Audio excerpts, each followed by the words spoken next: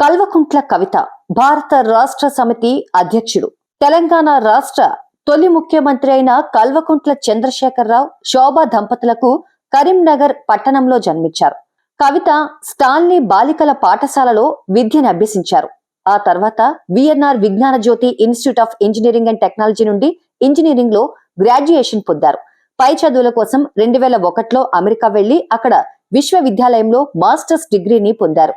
అదే సమయంలో కవిత దేవనపల్లి అనిల్ కుమార్ ను వివాహమాడారు. ఆయన ఒక మెకానికల్ ఇంజనీరు. వీరికి ఆదిత్య, ఆర్య అనే ఇద్దరు కుమారులున్నారు. కొన్నాళ్ల పాటు అమెరికాలో సాఫ్ట్వేర్ ఇంజనీర్ గాను పనిచేశారు కవిత. ఆ తర్వాత తెలంగాణ ఉద్యమంలో తండ్రి కేసీఆర్ కు చేదోడు వాదోడుగా ఉండడానికి 2006లో భారతదేశానికి తిరిగి వచ్చారు. తెలంగాణ రాష్ట్ర ఏర్పాటు హామీపై వెనక్కి వెళ్లినందుకు కేంద్ర ప్రభుత్వంపై తన తీవ్ర అసమ్మతితో కేసీఆర్ కేంద్ర మంత్రివర్గం నుండి రాజీనామా చేశారు. దీంతో మలిదశ తెలంగాణ ఉద్యమం ప్రారంభమైంది.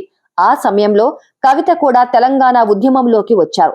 ప్రజలను ప్రభావితం చేసే సమస్యలపై అవగాహన కోసం కవిత తెలంగాణలోని మారుమూల గ్రామాల్లో పర్యటించారు. 2006లో ఆమె నల్గొండ జిల్లాలోని కొన్ని గ్రామాలను దత్తత తీసుకొని అక్కడి పేద పిల్లలకు ఉచిత విద్యనందించి స్థానిక ప్రజలకు ఎంతో సహకరించారు. కొన్ని తెలుగు చలనచిత్రాలలో తెలంగాణ భాష సంస్కృతిని అవహేళనకు గురవుతుందనే ఆందోళన అప్పట్లో ఎక్కువగా ఉండేది. అదే విషయం గురించి అప్పటి నంది అవార్డుల ప్రధానోత్సవంలో తీవ్ర నిరసన తెలియజేశారు కవిత. అలాగే 2010వ సంవత్సరంలో ఎన్టీఆర్ అదుర్స్ సినిమా తెలంగాణలో విడుదలైనప్పుడు వ్యతిరేకించి ప్రముఖంగా వార్తలలో నిలిచారు. అదుర్స్ సినిమాలోని నిర్మాణ వర్గం తెలంగాణ రాష్ట్ర ఏర్పాటుకు వ్యతిరేకిస్తుందన్న ఆ చిత్రం విడుదల విషయంలో అభ్యంతరాలు తెలిపారు కవిత. తెలంగాణ కళలు, సంస్కృతిపై జరుగుతున్న అన్యాయాన్ని ప్రజలకు తెలియజేయడం కోసం తెలంగాణ రాష్ట్ర సాధన కోసం జరుగుతున్న ప్రజా ఉద్యమం నుండి ప్రేరణ పొంది 2006 ఆగస్టులో తెలంగాణ జాగృతిని ఏర్పాటు చేశారు కవిత. ఈ సంస్థ అధికారికంగా 2007 నవంబర్లో నమోదు చేయబడింది.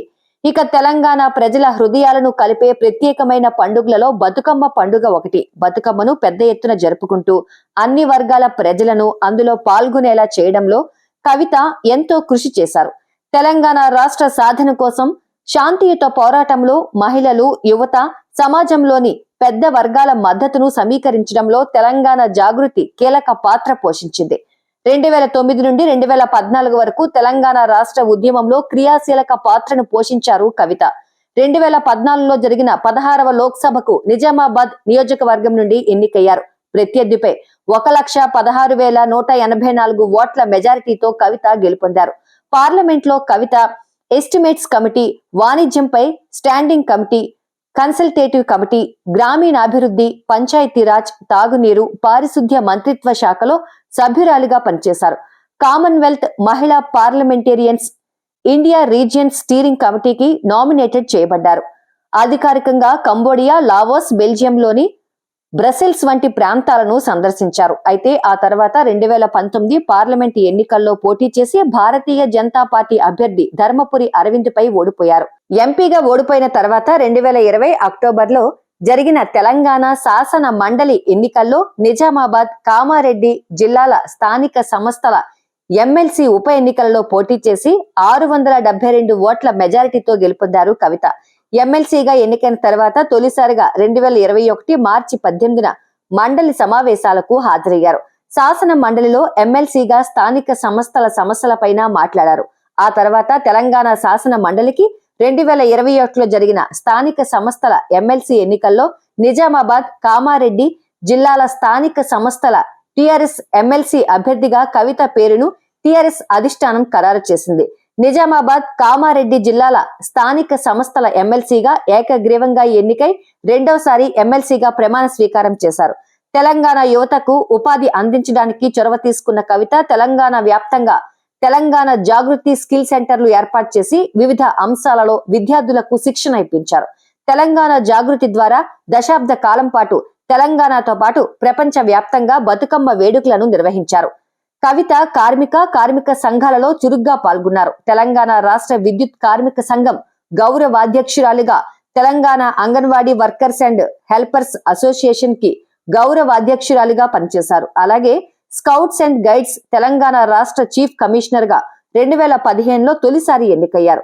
రాష్ట్ర ప్రధాన కమిషనర్ గా నియమితులైన కవిత దేశంలోనే అత్యంత పిన్న వయస్కురాలిగా, భారతదేశంలోనే 2వ మహిళా రాష్ట్ర ప్రధాన కమిషనర్ గా రికార్డు నెలకొల్పారు. కవిత తన స్వగ్రామమైన తెలంగాణ రాష్ట్రం నిజామాబాద్ జిల్లా నందిపేట మండలం సిహెచ్ కొండూరు గ్రామంలో తన సొంత ఖర్చుతో శ్రీ రాజ్యలక్ష్మి సమేత శ్రీ లక్ష్మీ నరసింహస్వామి దేవాలయాన్ని నిర్మించారు. ఢిల్లీలో రాజకీయంగా దుమారం రేపిన లిక్కర్ పాలసీ స్కామ్ లో 2022లో తొలిసారి కవిత పేరు వినిపించింది. గత ఏడాదిలో 2 సార్లు ఎన్ఫోర్స్మెంట్ డైరెక్టరేట్ ఎదుట విచారణకు హాజరయ్యారు కవిత. తాజాగా కవితను ఎన్ఫోర్స్మెంట్ అధికారులు అరెస్టు చేసి తదుపరి విచారణ కోసం ఢిల్లీకి తీసుకెళ్లారు. Delhi liquor policy, money laundering కేసులో సంబంధాలపై ఆమెను ప్రశ్నించనున్నారు.